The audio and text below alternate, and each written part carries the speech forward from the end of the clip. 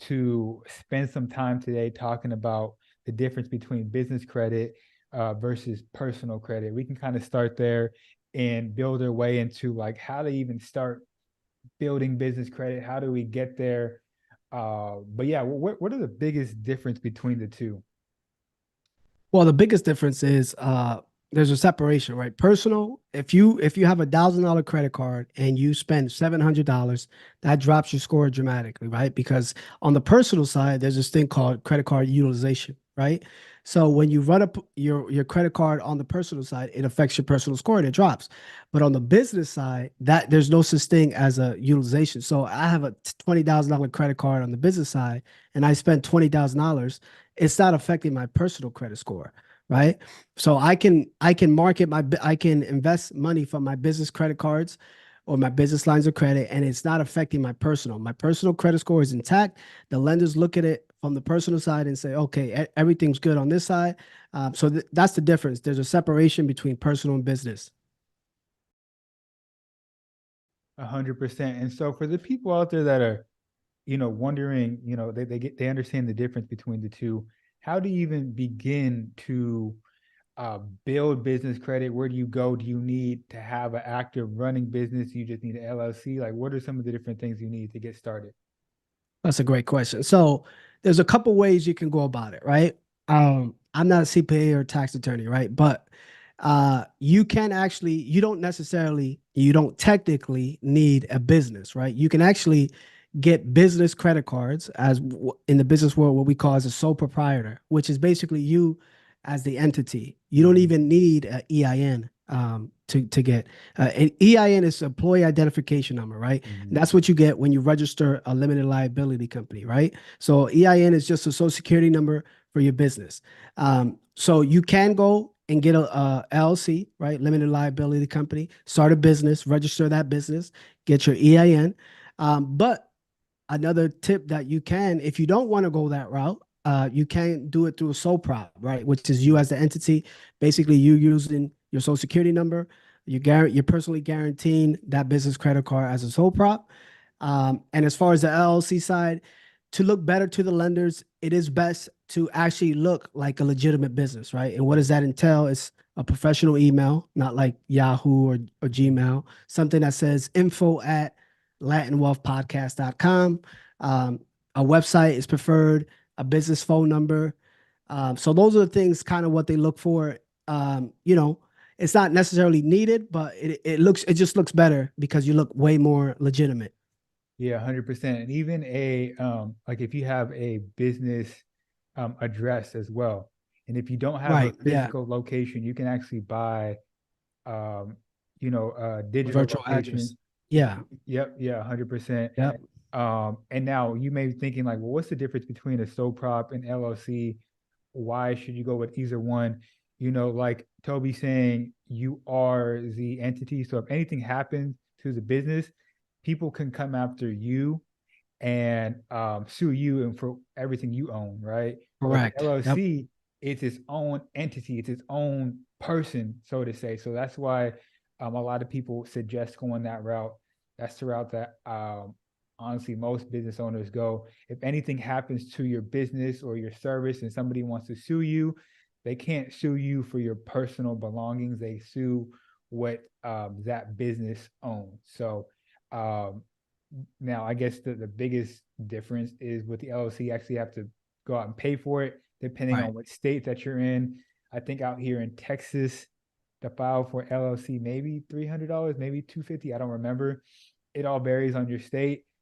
So prop, I think it's free to apply if I'm not Yeah, it's mistaken. free because it's Yeah, just your social security number. You're just, yeah, yeah, when you apply for the SOAP prop, it's just asking you what's your social security number. But yeah, just to touch on what you said, when you create an LLC, basically that's like it's separate from you and that business, right? So if someone were to sue you, and they sue that limited liability company, that's all they can take. They can't take anything that's personally belongs to you. So that's how you can separate, and protect yourself as opposed to getting a soap prop where everything you're taking risks because anybody can sue you and anything personally is liable. 100%. So you set up your LLC or your so prop. You get your EIN. Now you have your EIN. where can you go to start getting funding, right? Is there certain banks, or there certain people that you want to go to get funding? Can you get business funding from anywhere? Walk us through that process and maybe the steps that you took to get the to start leveraging business credit. Right. So the first thing you want to do is you want to ask yourself, which bank are you banking with first, right? Banks are generally relationship based. What does that mean? It means you have an open checking account with them. You're either making deposits, you have certain products, maybe a personal credit card with them. You're getting your W-2 income into that bank account. So whatever bank account you have on the personal side, I would recommend you start a business bank account, right? And see if they offer business credit cards, business lines of credit. um, if you so you would do that first. If you don't have that, I would my personal preferences. I'll give you the two of the top. In my opinion, is Chase, right? Chase Bank. They offer great business credit cards. And the reason I like them is because they offer two 0% interest business credit cards for 12 months. What does that mean? So if you get approved for 25,000, you pay zero interest for 12 months, Yep. right? And generally speaking, if you have great credit, they give really high limits, right? Up to 50,000, 60,000, 70,000. They have two cards of that. They have great rewards, right? They have great purchase protection. They have great travel benefits with the credit cards. Um, and American Express would be my second. Those two are like neck and neck. To me, they're the top two, and it's not even close compared to any other because they offer the best benefits. They also have 0% interest. American Express has what we call charge card, which has no preset limit.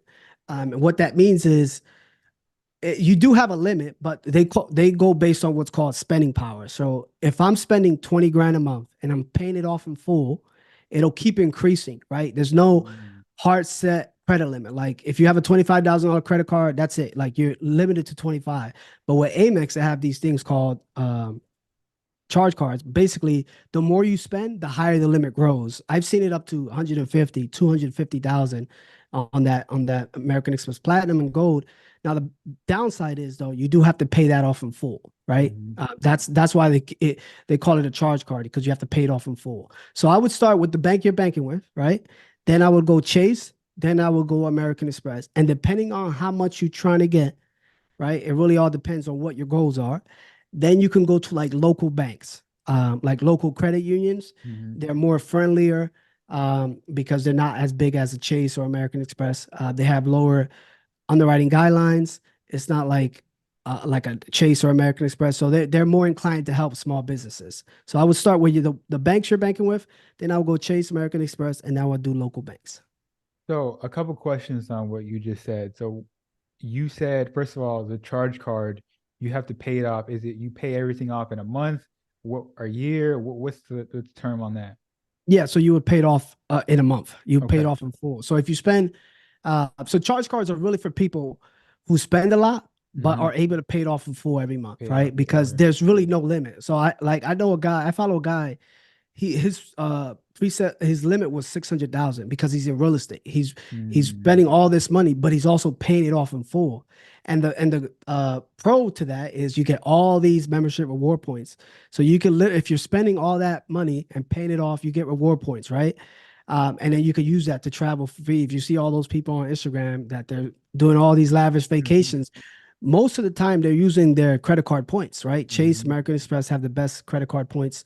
And you can use those because you're spending the money anyway. You're getting rewarded to spend. You can use that to travel for free as well. Okay. So for the people out there that are becoming more interested and they're going to these banks and they don't have any type of income coming in, they just opened up their LLC, how much money do you think they can expect to get when they apply for these cards, right? I'm sure it varies. Like, hey, the more money that your business is bringing in, the higher limit they'll give you. But if you're just, you know, if you just started this thing, maybe you don't have a relationship with the bank. What can someone expect from that? That's a great question. That's a pretty common question. So if it's a brand new LLC, right? So there's a lot of variables. The most important variable when you're getting when you're trying to access the business funding, especially if it's a new LLC, how great is your credit score, right? Generally speaking, right? This is just a gem, like a general rule, right? This is just like a basic stuff. Minimum of 680, right? Minimum credit score, preferably 720 and above. Mm, Okay. No collections, no late payments, no charge-offs, right? Nothing derogatory on your credit report. And on the personal side, your credit utilization should be under 10%. You hear a lot of people say under 30, really should be under 10%, mhm, right? Um, so they business well lenders they go off on comparable credit on the business side, right? And what that means is how much does he have on the personal side as far as credit cards, right? If he has a $2,000 credit card, why would I give him a $20,000 credit card? He or she hasn't been able to show me they can manage large limits, right? So on the personal side, you should have, I recommend a minimum of 5,000, preferably 10,000 or above, right? Because then they'll compare. They'll say, "Oh, Toby has 10K on the 10K on the personal side. Let's give him 20K on the business side, right? Because he's been able to show me that he can manage. He has a large limit. There's a comparable credit. Um, so all that being said, assuming you have all those data points on the personal side, right? Um, on the business side, when you apply for an application, right, it's going to say, "What's your business income?" mm, So in this world, right, this credit world, we there's this term called projected business revenue, right? It's what you project the business is gonna do in revenue for the next 12 months.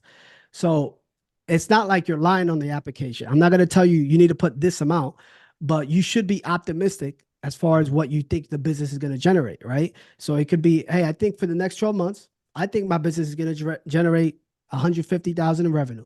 Now that's gross. That doesn't mean it's profit. So keep that mhm, in mind. So on the application, they'll say business revenue. So you can say, I project that in the next 12 months, even if it's a 3, 4, 5 month or old LLC, I think it's going to generate 200,000 or 150 or 100,000 in revenue, right? Because it's just projected. It's stated income. They don't necessarily verify it because they understand it's a new business. So you can project what your business revenue will be for the next 12 months. I can't tell you what to put on the application because I don't know your business, but you should be optimistic. And to answer your question, generally speaking, it depends on how many credit cards you apply for. So if you apply for one credit card from that particular bank, you could see anywhere between 10 to 25,000.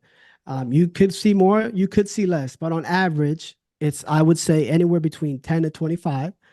But you can go apply for multiple products. So Chase, you can apply for two business credit cards within a 30-day window, right? They won't approve you after that. Like you can't apply for more than that in that 30-day window. mm. So assuming you get, let's just say conservatively, you get 10,000 on one card, you get 10,000 on the other card. That's 20,000. Then what you can do, you can go to American Express, same business, same LLC. You apply for their 0% interest business credit card. Now, the thing I like about American Express, here's a gem. So when you if you already have an American Express personal credit card, they pulled your credit once. If you apply for a business credit card, it's a soft pull. They're not hard pulling your credit. They're just Mm. seeing if there's anything's changed from when you applied the first time. So you don't get an inquiry. So with American Express, it's the same thing. You get two credit cards within that 90-day window. You can get a preset limit credit card or a charge card. You can get several credit cards with American Express. So assuming the same thing, conservative, you get 10K, 10K. You can get like 40 to 50,000 if you go to two banks like Chase American Express. Then you can wait a few months. Then you can apply for a local bank. And same thing, you can apply for their business credit cards and do it that way as well. Love it. A lot of great information. And, I want to give a quick reminder to people out there that, like, man, this is a lot of information, a lot of gems. But the reason why we're having this conversation is because we want to, first off, um, leverage other people's money to create, buy businesses, grow businesses, scale businesses, whatever you need to do. That's how the wealthy people play the game. They're not coming out of their pocket to pay for things. They're figuring out how to leverage other people's money to do that, how to leverage other people's money to create multiple streams of income.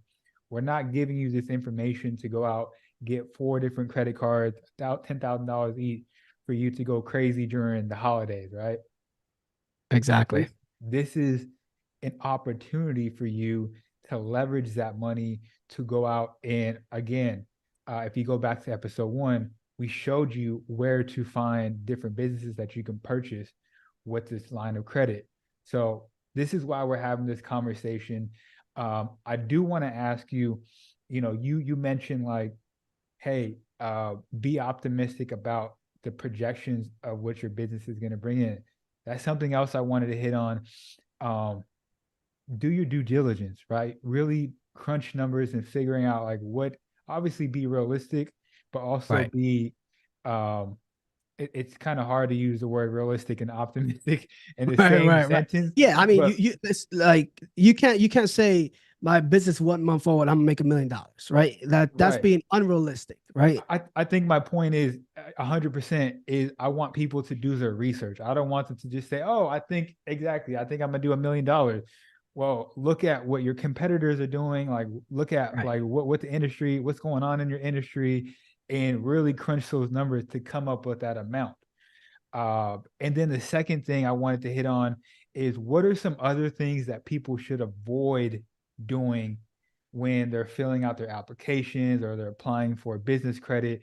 Because there are a lot of credit gurus out there that are giving game, but they're really giving game on how to commit bank fraud, right? right, And we want right. to avoid that at all costs. So, what are some of the things that you've seen that you're like, yo, that's not right? I don't think I would recommend that to the folks out there. Yeah, that's a great point. I mean, that's why I said I can't tell you what to put on the application because Right. I don't know your business. The biggest to answer your question, the biggest thing is that, right? Because um, you don't want to lie to the banks, right? Because in the court of law, it is considered bank fraud, right? So you don't want to over project what your business revenue is going to be. Although 9 out of 10 times they won't verify it for like a business credit card, they won't necessarily verify it. You never know. So you don't want to over project that business revenue. You don't want to necessarily lie on the application of how much revenue you think you're going to generate. You want to be conservative, but also be like optimistic. I know it's an Yeah. oxymoron, right? But that would be the biggest thing to avoid. You're not making $1 million your first year in business, right? It's very, very unlikely. So you definitely don't want to put that. You want to have a realistic number. Um, Other than that, I mean, just make sure your LLC is structured properly. You have a business address, business Mhm. phone number, business email. You're not in this is probably another thing. This is more so like how you structure. This is a lot of people don't know this. So in your LLC, you want to avoid. There's this thing called like NAICS code. Basically, that's just a classification The of what next that code. industry. Yeah, next code Yeah. is just a classification of what that business or industry is, right? Yeah. So lenders don't like to lend to businesses that are considered high risk, right? High Mm-hmm. risk business would be something, believe it or not, like real estate, right? That's considered Mm-hmm. high risk. Um, Trucking, credit repair, anything with like a cash business, those are considered high risk. So what you don't want is real estate, Latin wealth real estate investments. And the reason is because it has investments in the name. So you want to have like a general name. Mm-hmm. Like I shouldn't be able to know what your business is based on the name, Mm-hmm. right? Because you want to keep it general. You want to not tell the banks that you're a real estate investor because not that you won't get funding, you just won't get as much, right? Mm-hmm. So you want to just avoid high risk businesses. You just want to stay in something that's very like you want a general name, like something enterprises, logistics, whatever the case is. Just keep it general. So that's a tip that I would get. Just make sure that you're not in a high risk industry. Yeah, and I think that kind of goes into my follow-up question is the importance of diversifying your investments, right? And Right. being more general and broad, that gives you the opportunity to do that. So it's Right. just like Latin Wealth Enterprise, you could be investing in trucking, it can be vending machines, or it can be like it can be a restaurant, whatever the case is, right? Right. Exactly. Opposed to it just being the Latin Wealth restaurant, you're kind of boxing yourself in. So it's just a small thing to keep in mind. But let's just say somebody out there gets $50,000 in credit. And obviously, it depends on what industry that you're going to get into. How important do you think it is for that individual to either leverage that all for one business or diversify that? Maybe split that into two things. Like, what are your thoughts about that? Right. Yeah. And Well, the again, it, first it depends on like what you're trying to right. do and what your goal is. Right. But if you put all your eggs in one basket, it can go up, it can go down. Yeah. Right. Right. Right. Right. Well, the first thing you need to have is a plan, right? Mhm. You don't want to necessarily have the money and not know what to do with it, For right? You sure. should know what to do with it, then get the money because the money should be easy if you have a great credit. You have great credit, so that's not the issue. So you should have a plan. Uh, Second thing, you want to strategically apply for 0% interest business credit cards. Why is that? Because as an example, let's say you get approved for a $20,000 business credit card at 0% interest. You only pay the minimum payment, which is 1% of that limit. So if it's 20,000, you're only paying $200 of that limit, right? So that what that does is you're not paying interest, you're only paying principal, and that buys you some time, right? Mhm. So usually the interest rates last anywhere between 12 to 18 months. So first thing, you want to know what you want to do. Second thing, let me get a business credit card that's 0% interest because now I'm not paying interest, I'm only paying principal, and that monthly payment is going to buy me some time if I'm not cash flowing right away, right? So you have like a little runway of 12 months to kind of figure it out. Um, Third thing, you want to obviously do your due diligence and make sure you're not over leveraged, right? Where you have to if the investment is 50,000, you don't try to go over that 50,000 because then you're gonna have to borrow more money, and then Mhm. it's probably you won't be able to get the 0% interest. Then you're paying interest, and that interest might out leverage you be out leveraged, right? Because the cash flow is not matching up to that debt. So you want to make sure that whatever you're investing in, it can service that debt, right? Because ultimately it's still debt. You're borrowing money, even though you're paying zero interest. That interest is going to run out, and you have to make sure that you can service that debt from whatever you invest in. Just look at what I mean. First, you want to make sure that it's a field or a venture that you see yourself doing. Like it's not a get rich quick scheme or like a quick flip. Something that's sustainable. Maybe real estate right now is kind of up and down. So if you're trying to do that, make sure you have someone that has experience in that. Um, so it's hard to say which investment route to go, but the first thing is have a plan. Second thing is target 0% interest business credit cards, and do the numbers right. Make sure that you're not over leveraged and the cash flow can service the debt. I love to hear your thoughts about this, and I love what you just said. I'm thinking like even from time to time after you plan, maybe even test it out, see if you can generate income from this business. Like, is this something that you Right. can start making money off of, so you can pay that principal? What are your thoughts about that? Have you seen people do that? Like before they even get the credit, let me even see if this business works. Like let's just say it's they want to open up a nail salon or something like that. Let me try to generate some income from my garage or my home or something like that, get it going, and then go out to get the credit to build it up and grow it and expand it. What are your thoughts about that? Yeah, I mean that would be the ideal situation. You already have a business that's generating some sort of cash flow, and all you're doing with that business credit card is adding fuel to the fire, right? Now you're looking to scale, and you have the money to do so.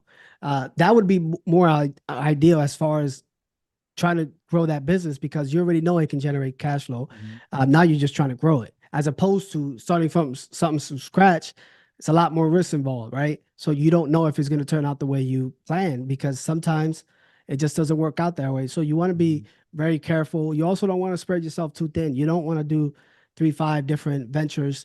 You don't want to Mm-hmm. spread yourself too thin because Right. then you're like stuck. What if out of those four, 3 of those don't work, and that one works, but you're not able to manage the cash flow and the debt. So Mm-hmm. you just got to be very careful, be strategic, and be very cautious because you could turn out to be in a worse spot than you are when you first Mm-hmm. started. So Can get ugly really quick. yeah, I know the biggest thing, one of the biggest things with leveraging credit and whatnot is discipline, right? Making sure you're doing your research, making sure you are just being disciplined with the money that comes in. Because I can only imagine, like you get $100,000 or $50,000 in credit, um, you know, it can go south very easily. yeah.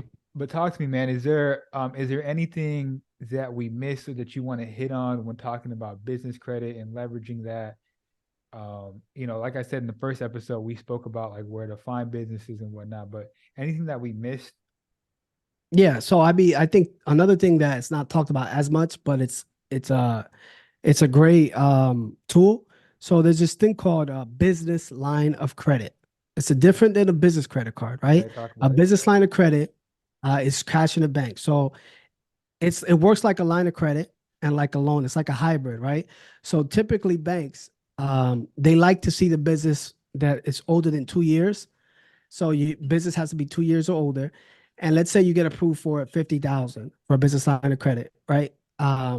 That's 50,000 is straight cash in the bank. It's not like in a credit card, but Mm, it works like a credit card because it's a line of credit. That mm. makes sense? Yeah, So 100%. that is better. That is way better than a credit card. Number one, because it's cash in the bank, right? It's actually cash. So I can Mm, take out, if I have 50,000 in the bank that they deposit, I can take out 50,000 and buy something with it or whatever the case is, mm. as opposed to a credit card, which is like you just have to swipe. That's crazy. So that's that. And then secondly, the interest rate is typically lower than a credit card. Credit cards Mm-hmm. are 24%, 20%. If it's not a 0%, it's usually anywhere between 8 to 12%. So Mm-hmm. you're saving, it's cash in the bank, you save it on interest, and you're a lot more liquid as opposed to a credit card. You could do a lot more with a business line of credit, BLOC, what they call, than a Mm-hmm. credit card. So that's something that a lot of people don't really talk about.